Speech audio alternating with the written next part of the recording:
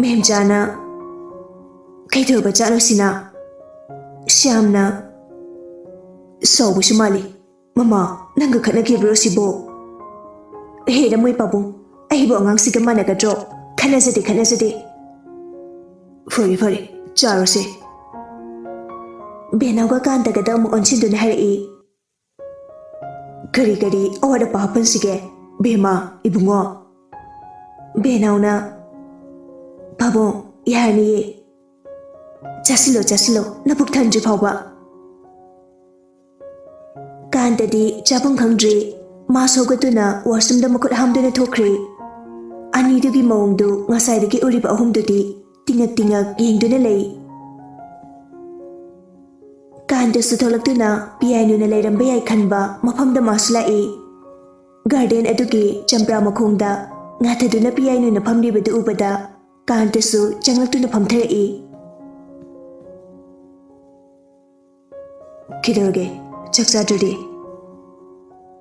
Piano Kumde Mamaidu Nakan Amadale Tuktuna Tuminale Kanta Amuksari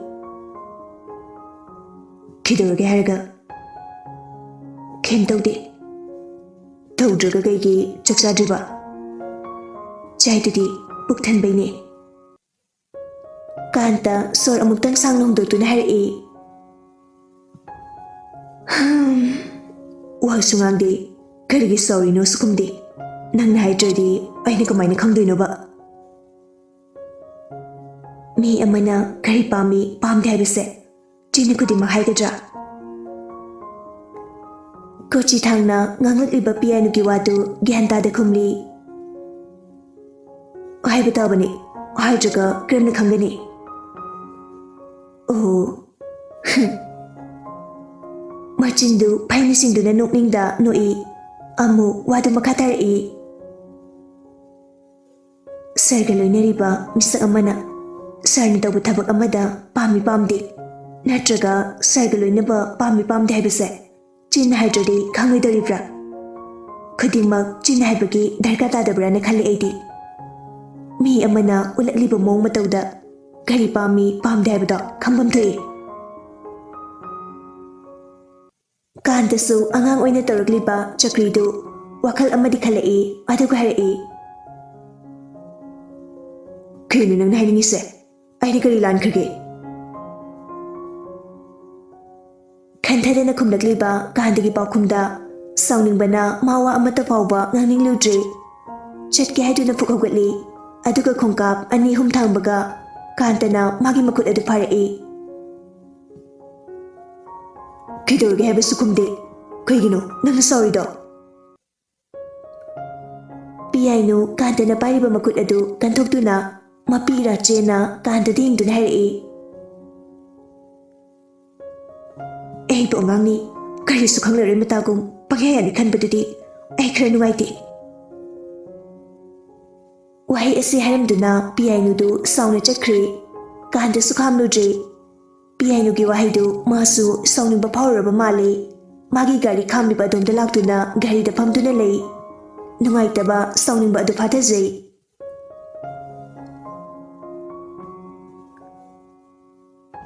Mem Jaga Benaugadu Common Room the Pamduna Nong Noctuna Warisa Dunalambani Benauna Sem Karasukari Piano Janglapu Ubada Mem Jana Kadai Jelunambo Lao Nasisiga Sakangla Piano Benau Ubada Amukena Soundingly Adubu Pazadra Kanduna Jangatuna Pamtare Benaugi Fondo Ring Lapagi Makol Adu the Yang Lubada Kanda Urami Hello Kandana Benau Tolo Janabatorsi Ahitaba Atuba Malady Madame the Saudanaba Krayamo Oi, I am gay Phone the Tamnekri Benausu Memjada Fazana Ham Duna Toli Gari the Kakalapaga Kakaton Kaino Jaksa Sinala Aga Tony Dubo Hatu Langalabo Kanta Kumdi Gari do Starto Duna Tawahuri Benausu Kanda get a sober sapam at the Ubada Kira Duna or Makatada Dumina family Mem chana somda PI nu bu chairi. Mi laga kari na tauri dina. Gyan ta de da bi manang se. Mi na kari ni khalam doi no. PI nu thawasa dana fukhogatuna chatna sana kumla e. Khaning ba khan bada kari sugai balaite. Yengune mase. PI nu balcony da laktuna kanta na gari thauduna chatkibadu ningamdani yenghori. Benauga kanta gasu mahim yori. Kanta hoi mai harimda magi kada changkhri. Mema benauda onchinduna. Kaidore masina. Khamjadi da bubo. Asi harimduna benau su changkhri.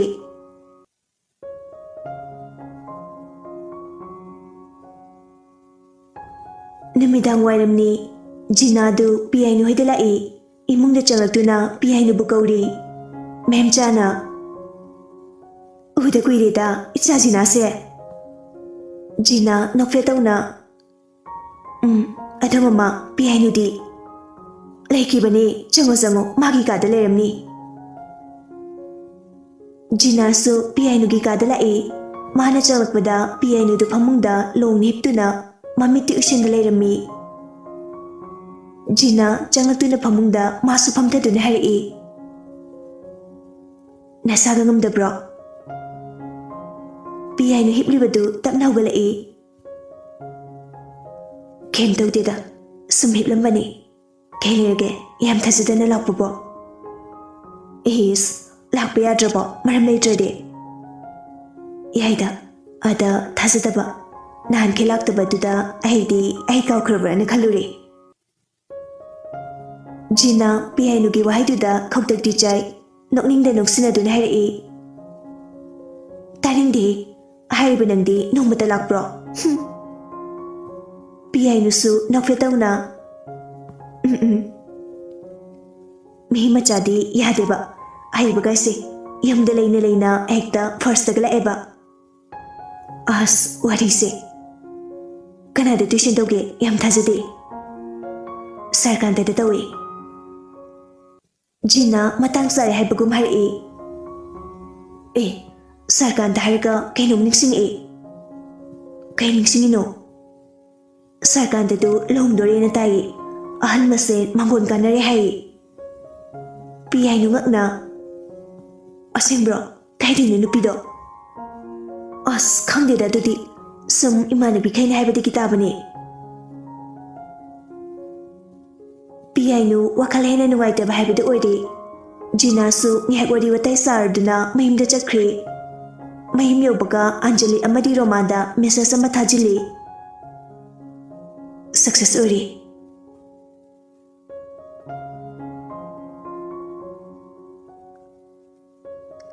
Hapta ama hokri. Namitchi kanta mamanabagi lohongba chatluraga halai. Yusu aroibidani ngauribadu. Nomata sumna ngaudri. Adubu thamoigi chaina na henbanara. Masu lepa phongamda thakchili. Asamna gari thauduna lakpada mamangda tata ama thauduna laibadu light manganda mamitu pangmangamdri. Nisagi mayaina gari dusu phajana phawba thaudri. Khanghaude tata aduda thomjinki. Tata driver adu pakhatkibana hanna yenglamda thauduna chatkhri.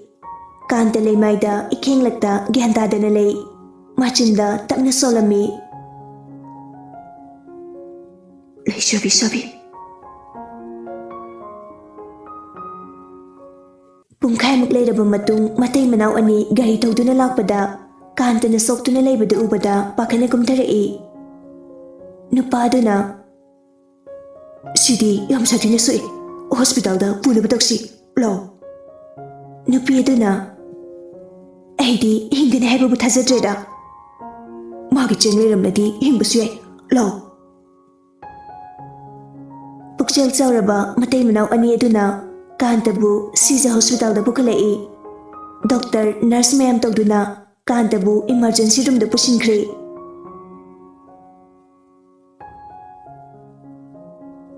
Somdana Kumarna Phone thengli nachanu padubo auju phawa electricity bo ꯀꯩꯗꯧꯕ ꯌꯥꯎꯔꯖꯥꯠꯅꯣ?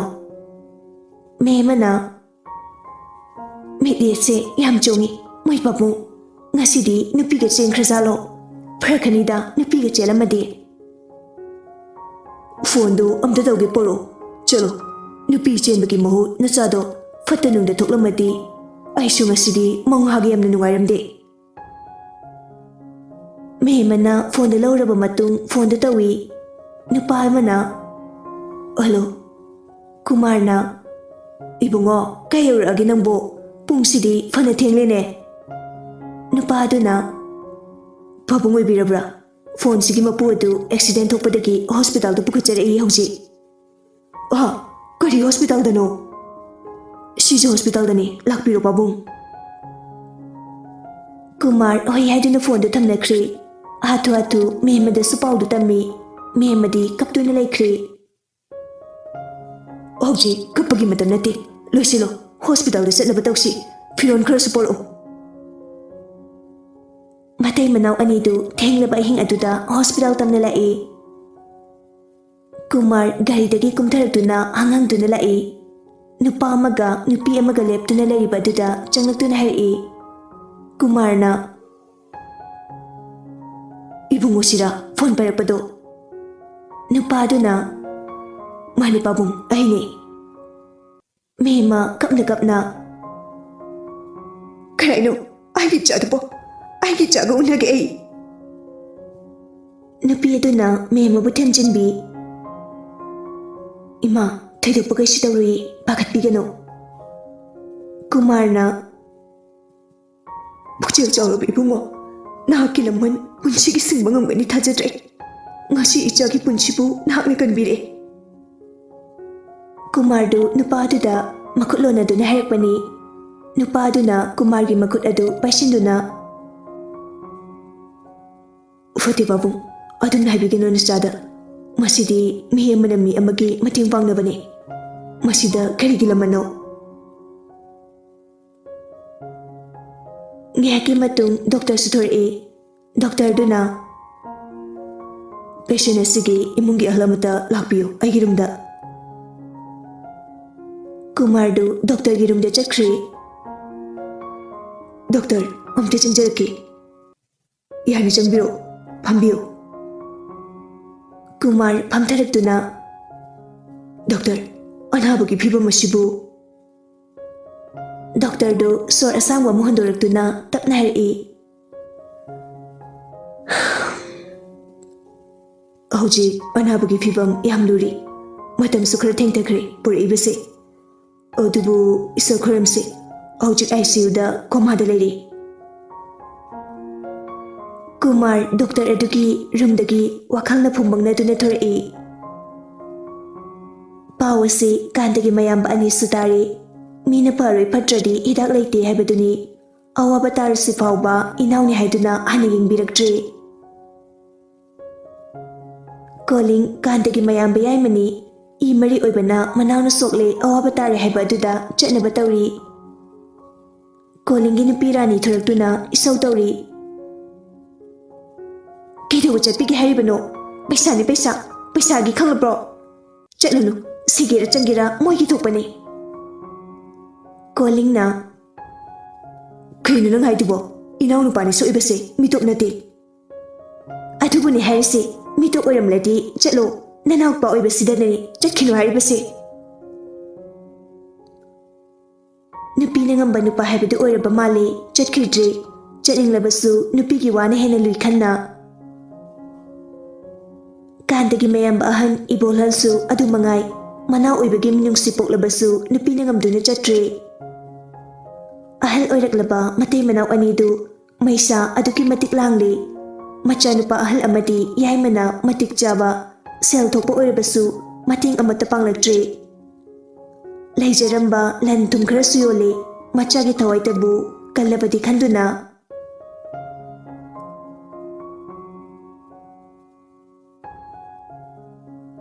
ꯍꯞꯇꯥ 3 ꯐꯥꯔꯛꯂꯤ ꯀꯥꯟꯗꯒꯤ ꯐꯤꯕꯝꯗꯤ ꯑꯍꯣꯡꯕ ꯂꯩꯇꯦ ꯑꯗꯨꯃꯛ ꯒ꯭ꯌꯥꯟ ꯇꯥꯗꯅ ICUꯒꯤ ꯕꯦꯗꯇ ꯅꯤꯡꯉꯥꯏꯗꯅ ꯇꯨꯝꯂꯤ ꯄꯤꯌꯥꯏꯅꯨꯗꯤ ꯊꯣꯛꯂꯤꯕ ꯄꯨꯝꯕꯁꯤ ꯀꯔꯤꯒꯨꯝꯕ ꯑꯃꯠꯇ ꯇꯥꯗꯦ ꯈꯪꯂꯝꯗꯦ maram asina kantabu warauduna leidi mahakpu thembirakte haina aduga amuk su ningsinglai Jinana luhongdore haibadu asi amuk ningsinglubada yetlaroi amuk hana ningsinglaroi lepkhri Chakhumdani Syamna enjang semduna magi nupina chak thongli Mehmjana Mai babu thabak chetlaroidro chakhumda adum leisibo Syamna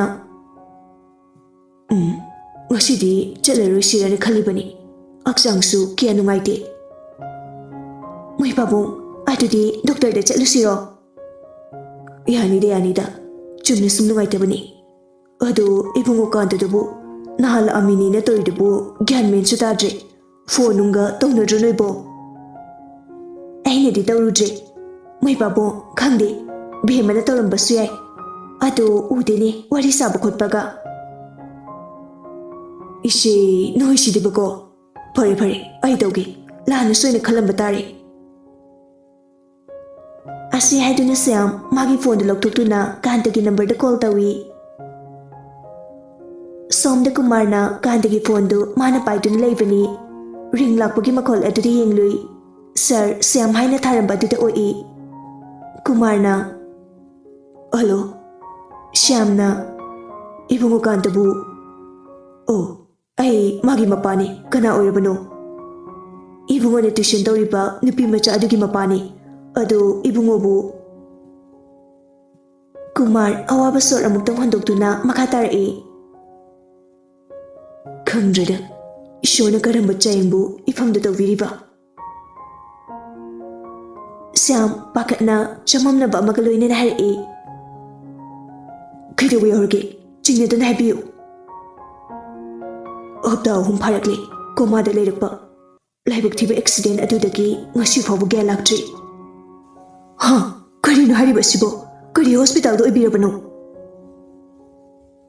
Kumarna hospital adu haibaga phone do thamnakri Syam amati memcha hathu loisili memcha piano gi kada laktuna pakatna kawri Bhema Machanupibu kana kauri piano barumdagi achapa masamdu teituk na thulai Kehegi ma ai barumda isase fresh oithulubani Perfect loisilo hospital jasi piano thawasadana Kanagino ai chaloi chaningde imaga pabunga chapiro Phari adudi nangyumse sangamu Memcha thokri Piano kari sukhanda phiro loisinduna leidi Syamga memchaga sujatkri Piano table da leiriba magi phone do net on tawbaga notification mem lai Changduna yengbada school gi group aduda accident thokibagi video ama yarammi Video adu changduna yengi ure bullet ama lawfam yauda atik akaina pik thaliba adubu sokliba misak adudi Video adudi yaramdre Piano chingnana Linda da call tawrai Linda na Hello Piano pakatna Group da yauriba accident se nang khangbra Khangi nang pau tadribo Piano mapi irachena makhondu nikna Tadri ayo Sarkantani accident to ise kuirabani hapta humok pharamani namito aikoi maga pabungana thabak halakpade thingnabadagi sija hospital faudi pukhalami hai yam phipam sowe sai piano wari singdo tarubada hik launa kablai kapna Linda ai sarbu yam uninge ai busagi manakta pubiyo ai lan kra jaruke Magi mapamda ayam lan kribine Kapnusi ay laki lesilamu kasi tawri sardo Linda supondo thamkri piano Linda lakpangari hanggadanda chatuna lei amuk suningsinglai mamaga mapaga na hospital da ni hairambadu magi phone da loktoktuna mama da call tawi adubu pairaktre Ngayaki matung Linda's lai.